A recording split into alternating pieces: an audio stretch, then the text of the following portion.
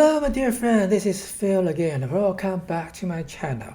So in this episode, I'm going to show you all the unique weapons that Bethesda are going to bring us in December in the next patch. And get ready for them because some of them are really just a piece of another collection, while a few of them are actually very interesting to use. Now let's get started.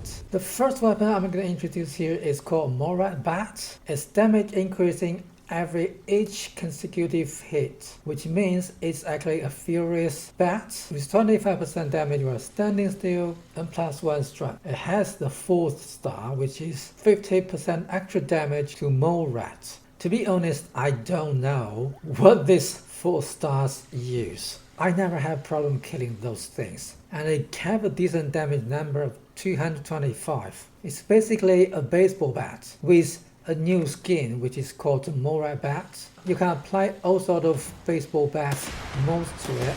Like right now I can apply the shearing, puncturing, rocket mode to it. I think that's the best mode you can find in the game for a baseball bat. Because this new paint it has, it doesn't matter what mode you apply to it, you won't be visualize it unless you change the skin to a different one. Let me quickly show you how good it is in a real fight. Let's take the greeny mutants as our test subjects once again, including their doggies. The normal hit is really nothing. The best thing you can do is to use power attack.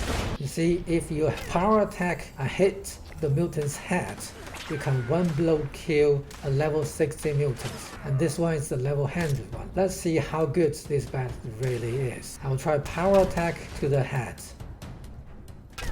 Okay, that's not bad at all. That's almost a single power attack to take down a level 100 super mutant. Now let's try the second one, which is the bow. I mean, who's actually using the bow in the game? I don't know. But this bow is called Burning Love. It has 50% damage to humans. We don't have many human mobs in that game, except the cultist and the raider. 50% VAT hit chance, that's good. 50% damage resistance while aiming, that's not good at all, that's useless. An arrow creates fire damage, so that's the 4-star effect for this bow. So all the unique weapons they added in, you won't be able to get them from other ways. The only way to get them is do the event in the Coca-Cola World Tour. And the damage is not too bad. I mean, already molded with plasma, so that's the best a bow can do. And I also got another unique weapon which is called Waka Smacker. It's basically a super sledgehammer.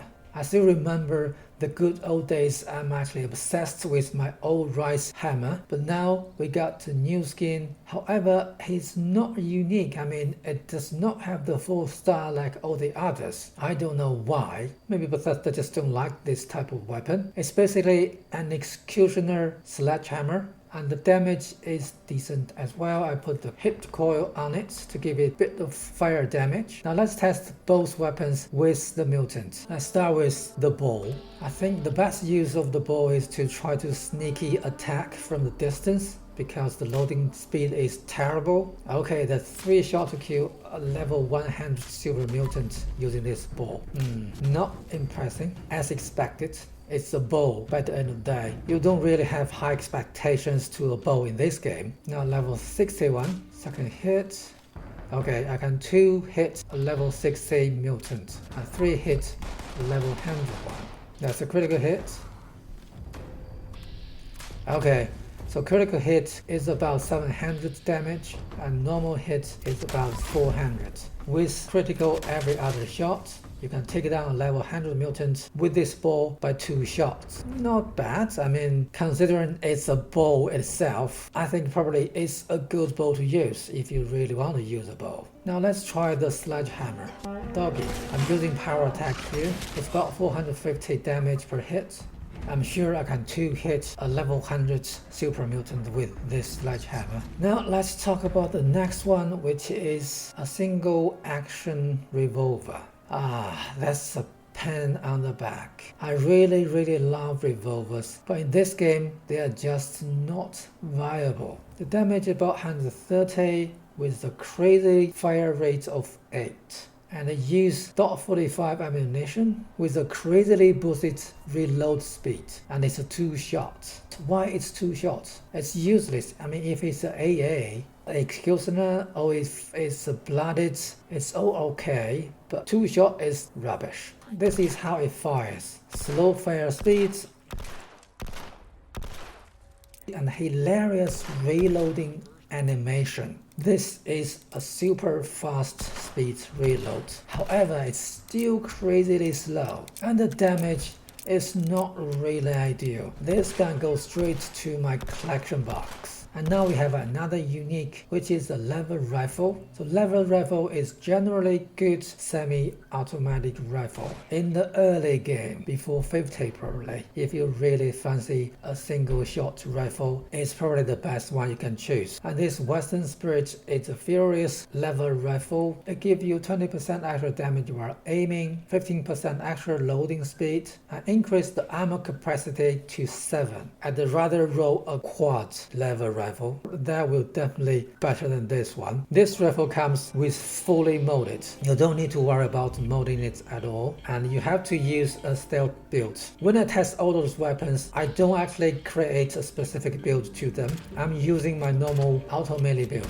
So if you actually build around this specific weapon, it will be more powerful. Again, this weapon is just another lever rifle. It does not give you any significant advantage comparing with all the other lever rifles you can roll by yourself. But it got unique skins, you might want to play it around. But for me, again, this is another piece of collection. And we can also get an automatic rifle in the coming season. It's called Laugh Tap. It's basically a vampire 10mm submachine gun with fast fire rate and slow breaking speed, with additional 20% additive damage on top. You can actually mold this gun with hardened receiver, give it a bit of more damage. I can't remember if you can mold the barrels or not, because this character is not good at molding weapons. You can definitely give it a forceful stock. Oh yeah, I have lance drum. That's a must to have for submachine guns. A reflex set to lower the AP costs in that. And I'm sure you can put a silencer on this gun, but this character just didn't learn the plan. Okay, once it's fully molded, let's try it. Okay, 40 bullets to take down 1 mutant. Wow, that is something. Come on, come over here. Shit, I ran out of AP.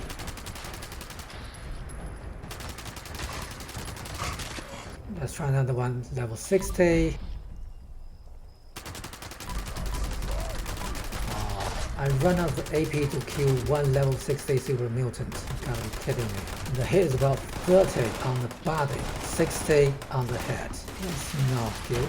Okay, this gun uses a lot of AP when firing, and the damage is not ideal. So you will have to use this gun in stealth mode. You can't just go in and hit them on the face. It costs too much AP, and the damage is not ideal. Now this is one of my favorite new unique weapons. It's called Ground Final. It's basically a 2-shot broadsider with 10% extra damage on top and explodes with fireworks. I mean, comparing with the one I'm currently using, it's about 50 more damage per shot. And the good thing is, it's beautiful, very powerful. That's something really exciting. This one is something I will replace my current 2-shot one when it's come to the live server. For me, this one is a must-have weapon in the new season. I don't need to really test it because I know it will be powerful. And finally, we come to my favorite in the coming season, the Thirst Zappa. I already did a separate video to introduce this gun to you guys, and this gun is crazily powerful and fun to use. If you don't know how to get it, check the video link in the comment area. In that video, I can only get level 1 weapon, and now this is level 50. And you can see the explosion is beautiful and the damage is tremendous. You can definitely one-shot a level 100 super mutant. That's actually an overkill. Unfortunately, this gun cannot roll 2 shots. I mean, if it can, then it will be overly powerful. But even without the 2 shots, the blooded version is strong enough. Let's see how quickly we can take down the Murloc Queen. I need to actually keep my distance because I don't want to kill myself again with the Grenadier. Okay, I hit him.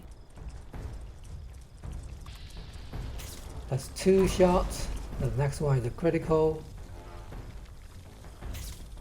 What? How come the critical doesn't actually cause a single damage?